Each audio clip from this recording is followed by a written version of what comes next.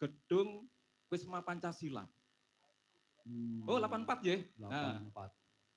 menika pas limbukan menika sarung jagung rumiyin. Nah, kula tasih kemutan menawi wonten Gusti Benawa menika luar biasa ndalangipun wekdal semanten. Tasih terngiang-ngiang nggih Pak Agus. Wah, nggih.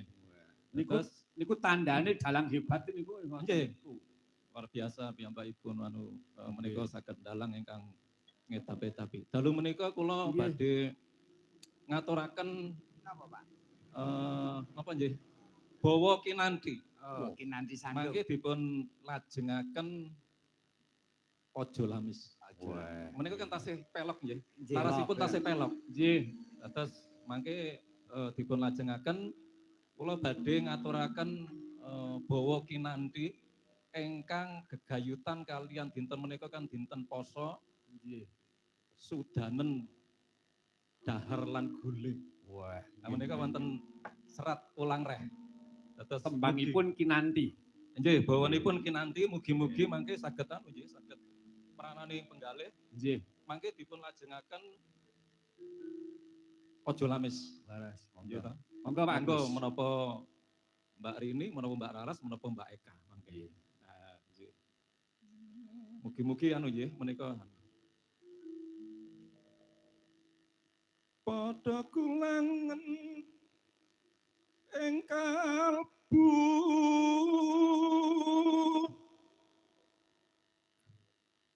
ing sasmita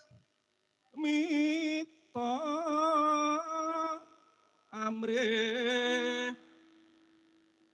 lante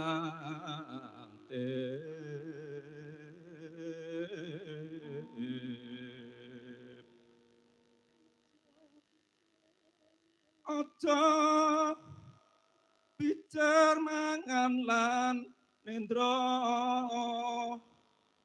kaprawiran den esti pasunan sarira nipun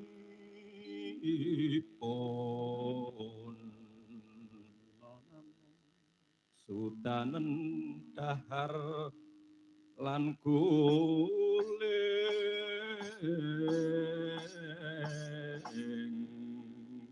Pak Agus nembang piyambak Ojo Lamis.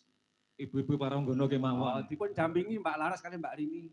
Dipun dampingi Pak Agus. Nah, buka bonang. Saking jroning praja.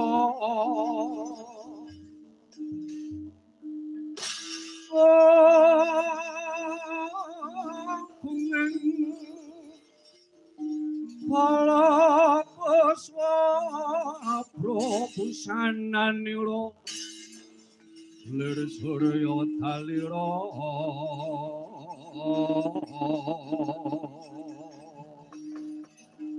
saking jarane dharasa madangi jagat